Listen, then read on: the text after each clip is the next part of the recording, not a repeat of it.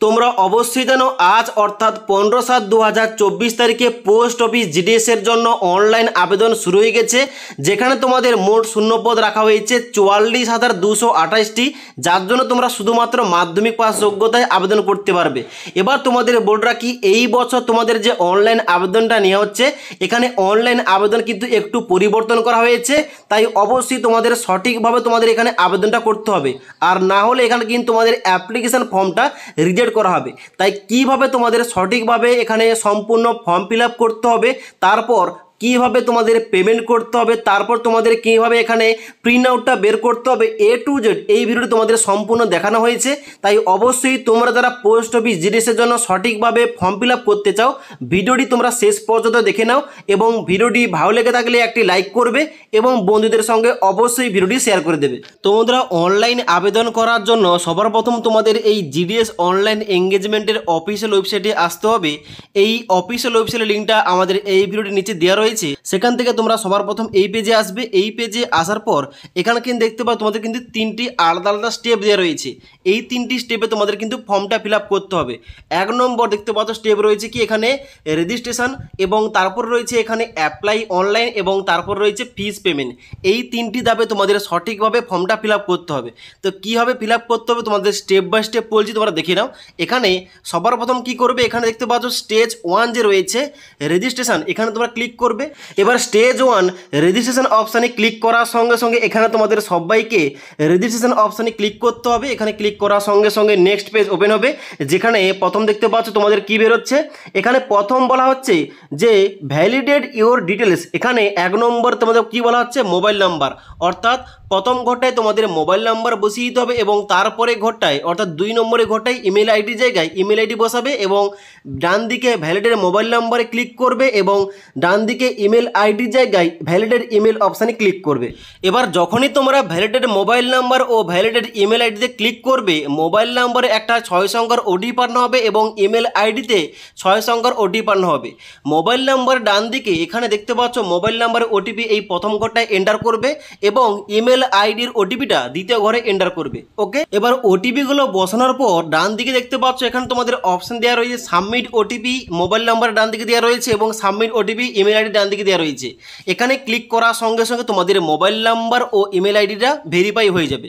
এবার তোমাদের নেক্সট কী করতে হবে, নিচের দিকে আসতে হবে।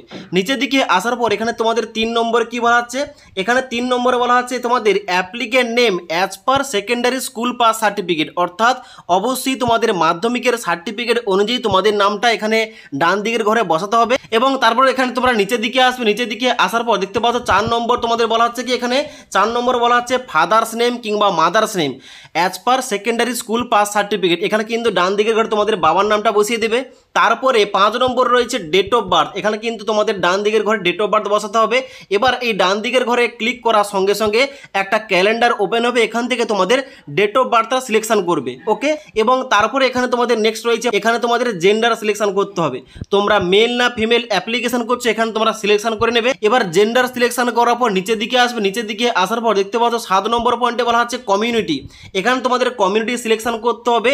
তোমরা এসসি এসটি না ওবিসি এখানে কিন্তু তোমাদের সিলেকশন করতে হবে, নাকি তোমরা আনরিজার্ভ এখানে তোমরা সিলেকশন করবে। তারপরে 8 নম্বর পয়েন্টে কি বলা হচ্ছে এখানে, যে circle in which secondary school pass, অর্থাৎ এখানে তোমরা কোন সার্কেলের আন্ডারে মাধ্যমিক পাস করেছো ওই সার্কেলের নামটা এখানে চুজ করতে হবে।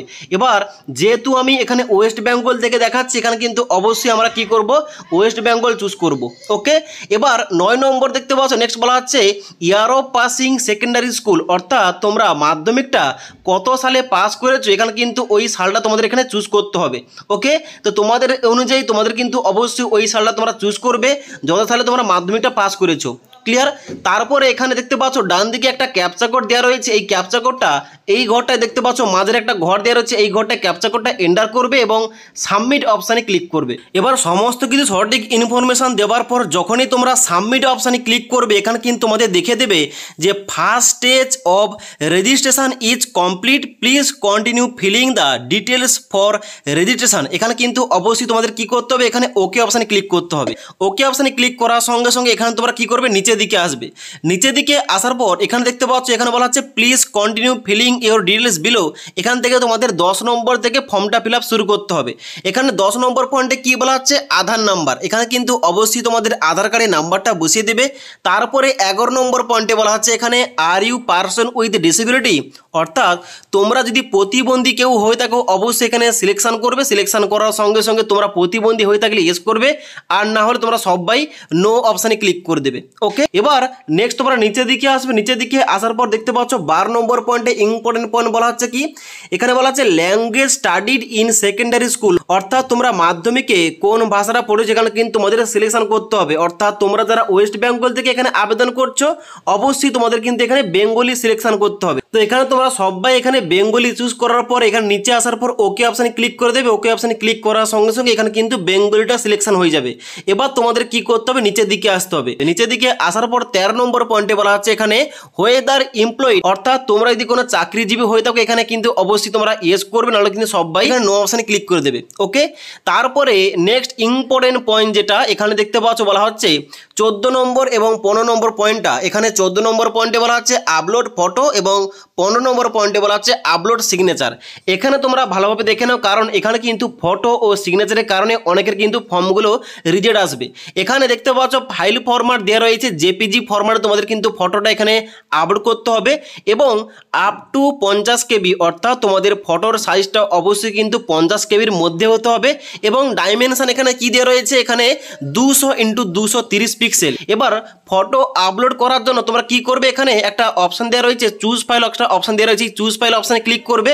এখানে ক্লিক করার সঙ্গে সঙ্গে তোমাদের কিন্তু মেমোরি কার্ড অপশানটা ওপেন হবে। এখান থেকে তোমাদের ওই ছবিটা সিলেকশন করতে হবে। সিলেকশন করার সঙ্গে সঙ্গে এখানে তোমাদের যে একটা ঘর দেওয়া রয়েছে এখানে কিন্তু তোমাদের ওই ছবির প্রিভিউটা কিন্তু এখানে ওপেন হয়ে যাবে। ওকে, এবার তোমরা কি করবে, নিচের দিকে আসবে। নিচের দিকে আসার পর এবার তোমাদের 15 নম্বর পয়েন্টে রয়েছে আপলোড সিগনেচার।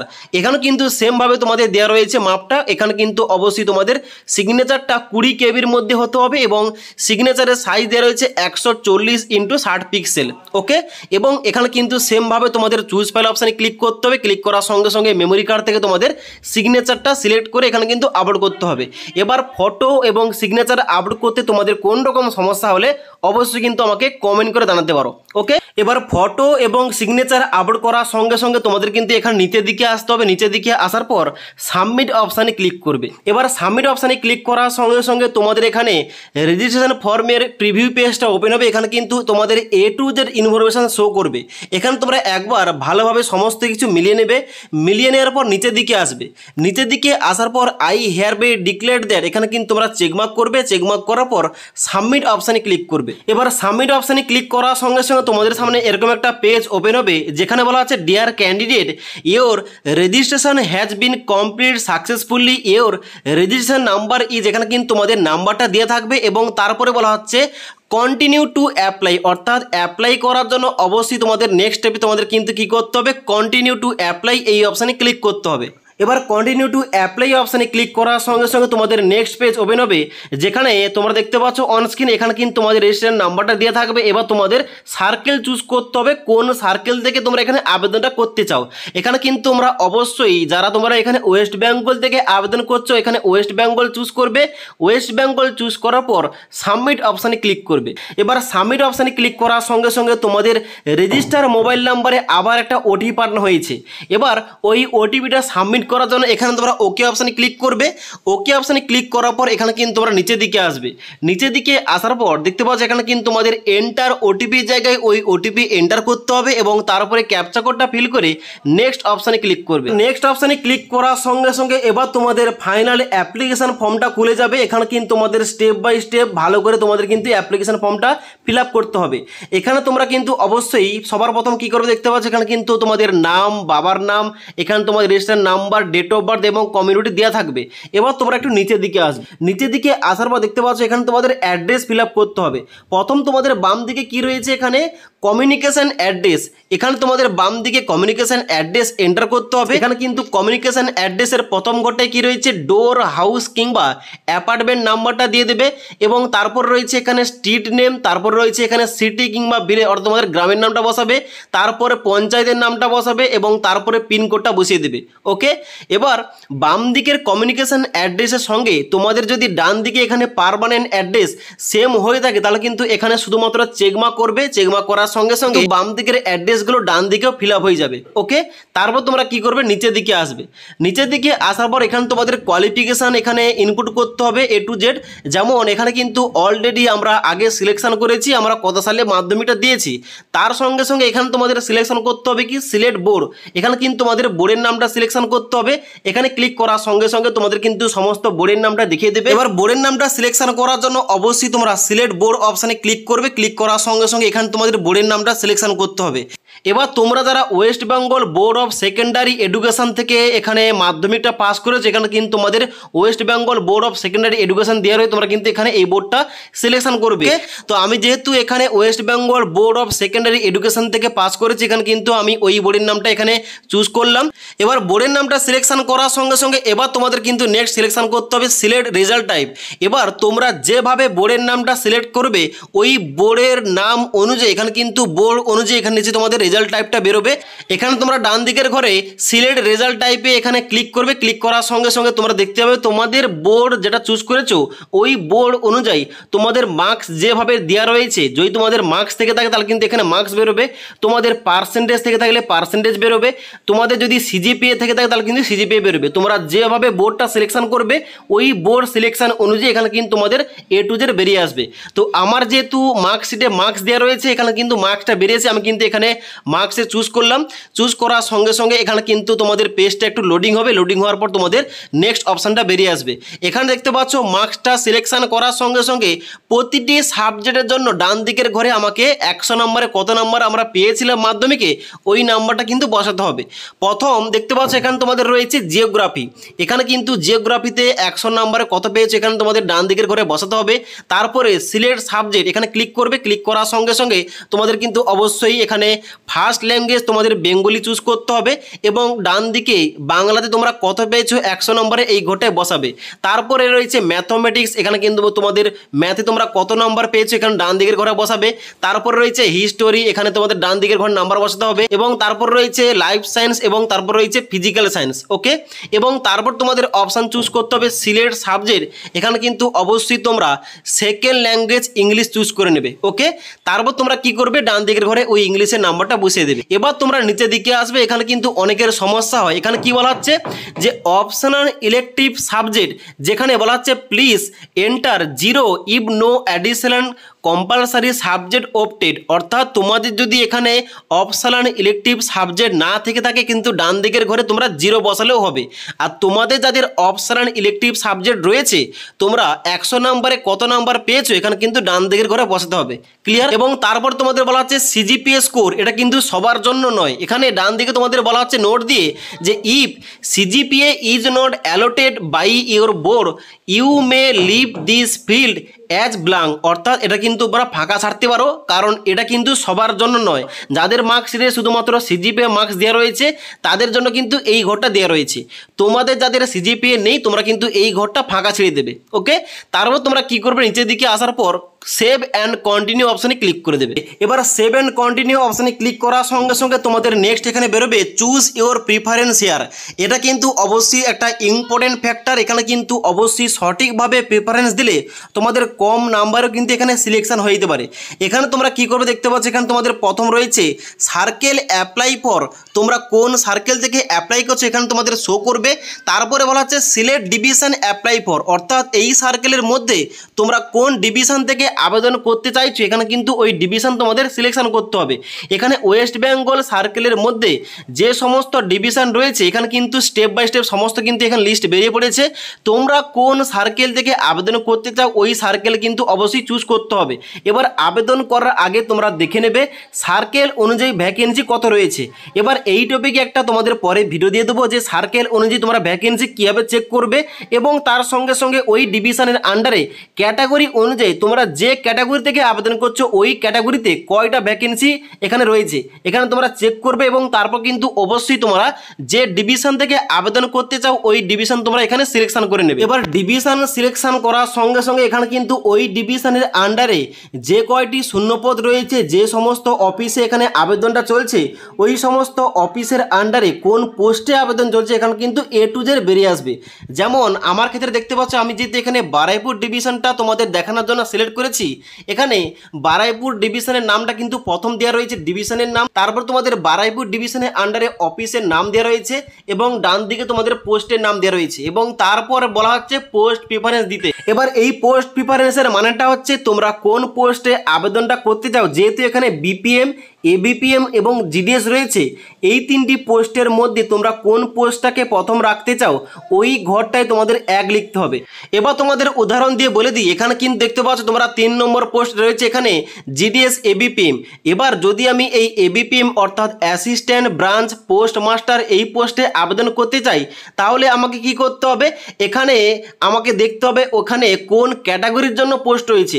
এবার আমি যেহেতু ওবিসি থেকে আবেদন করে দেখাচ্ছি, অবশ্যই আমি চেষ্টা করব ওবিসির আন্ডারে যে সমস্ত পোস্টগুলো অ্যাভেলেবেল রয়েছে ওই সমস্ত পোস্টে আমি প্রেফারেন্সটা দেবো, তাহলে কিন্তু আমার আগে চান্সটা হবে। তাই তোমরা যে ক্যাটাগরি থেকে বিলং করছো অবশ্যই ওই ক্যাটাগরির জন্য পোস্টগুলোকে তোমরা প্রথম রাখার চেষ্টা করবে।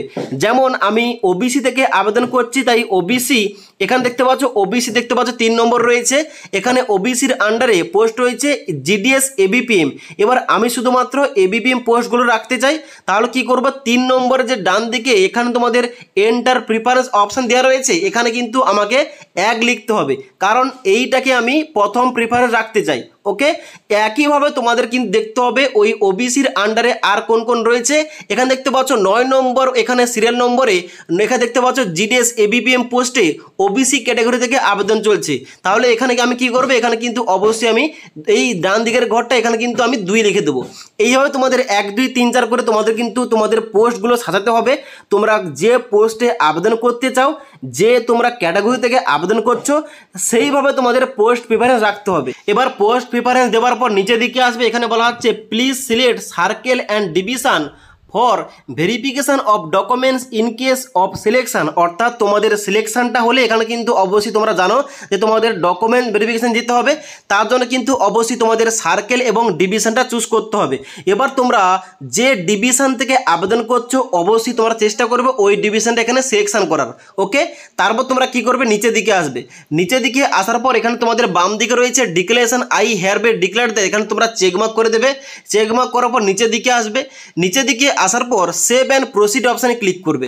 এবার সেভ অ্যান্ড প্রসিড অপশানে ক্লিক করার সঙ্গে সঙ্গে এখানে তোমাদের দেখিয়ে দেবে data submitted successfully, please pay the fee to complete the application process. অর্থাৎ এখানে কিন্তু তোমাদের অ্যাপ্লিকেশানটা কমপ্লিট হয়েছে, এবার তোমাদের অনলাইনে পেমেন্টটা করতে হবে।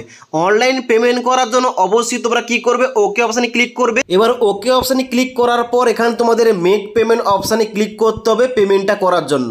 এবার মেক পেমেন্ট অপশানে ক্লিক করার সঙ্গে সঙ্গে এখানে কিন্তু তোমাদের পেমেন্টের মাধ্যমগুলো খুলে গেছে। দেখতে পাচ্ছ এখানে তোমাদের নেট ব্যাংকিং রয়েছে, তারপর রয়েছে ক্রেডিট কার্ড, ডেবিট কার্ড, তারপর রয়েছে কিউআর কোড, তারপর রয়েছে ওয়ালেট, তারপর রয়েছে ইউপিআই। যে কোনো একটা মাধ্যম দিয়ে তোমাদের এখানে 100 টাকাটা পেমেন্ট করতে হবে। তো এখানে কিন্তু অবশ্যই তোমরা চাইলে এখানে ইউপিআই সিলেক্ট করতে পারো। ইউপিআই সিলেক্ট করার সঙ্গে সঙ্গে এখানে ইউপিআই কিউআর কোড দেবে এবং তার সঙ্গে সঙ্গে নিচে আসার পর ইউপিআই আইডি এখানে বসিয়ে তোমরা কিন্তু পেমেন্টটা করতে পারো। ওকে, এবার তোমরা তারা ইউপিআই এর মাধ্যমে পেমেন্টটা করতে চাও, ইউপিআই আইডি বসাবে এবং পেমেন্ট অপশানে ক্লিক করলে তোমাদের কিন্তু ওই ফোনপে হোক কিংবা গুগল পে যেখানে তোমাদের ইউপিআই আইডি দিয়েছো ওখানে কিন্তু তোমাদের রিকোয়েস্ট যাবে, ওখানে কিন্তু তোমাদের 100 টাকাটা পেমেন্ট করতে হবে। ওকে, এবার যখনই তোমাদের পেমেন্টটা সাকসেসফুলভাবে কমপ্লিট হয়ে যাবে এখানে কিন্তু তোমাদের দেখাবে কি অ্যাপ্লিকেশান সাবমিটেড সাকসেসফুলি। এবার তোমরা কি করবে, নিচের দিকে আসার পর ওকে অপশানে ক্লিক করবে। এবার ওকে অপশানে ক্লিক করার সঙ্গে সঙ্গে এখানে তোমাদের লাস্ট স্টেপটা ওপেন হয়েছে প্রিন্ট অ্যাপ্লিকেশান। এখানে কিন্তু তোমাদের অ্যাপ্লিকেশান ফর্মের এখানে কিন্তু প্রিভিউটা ওপেন হয়ে গেছে। এখানে কিন্তু তোমরা নিচের দিকে আসবে, নিচের দিকে নিচে আসার পর এখানে কিন্তু তোমাদের এই অ্যাপ্লিকেশন ফর্মের প্রিন্ট আউটটা নেওয়ার জন্য প্রিন্ট অপশানে ক্লিক করবে। তাহলে কিন্তু এই যে তোমাদের অ্যাপ্লিকেশন ফর্মের প্রিন্ট আউটটা তোমাদের কিন্তু কাছে রাখতে হবে, পরবর্তীকালে কাজে লাগবে। ওকে, তো আশা করি তোমাদের বলতে পারলাম এখানে তোমাদের স্টেপ বাই স্টেপ কীভাবে পোস্ট অফিস জিডিএসের জন্য অনলাইনে আবেদনটা করতে হবে এবং তার সঙ্গে সঙ্গে কীভাবে তোমাদের পেমেন্টটা করতে হবে তোমাদের বলে দিলাম। এবার তোমাদের যদি এখানে অনলাইন ফর্ম ফিল আপ করতে গিয়ে কোন রকম সমস্যা হয় অবশ্যই কিন্তু আমাকে কমেন্ট করে জানাতে পারো। তাছাড়া আজকের এই ভিডিওটির আপডেট তোমাদের ভালো লেগে থাকলে একটি লাইক করবে এবং বন্ধুদের সঙ্গে অবশ্যই ভিডিওটি শেয়ার করে দেবে।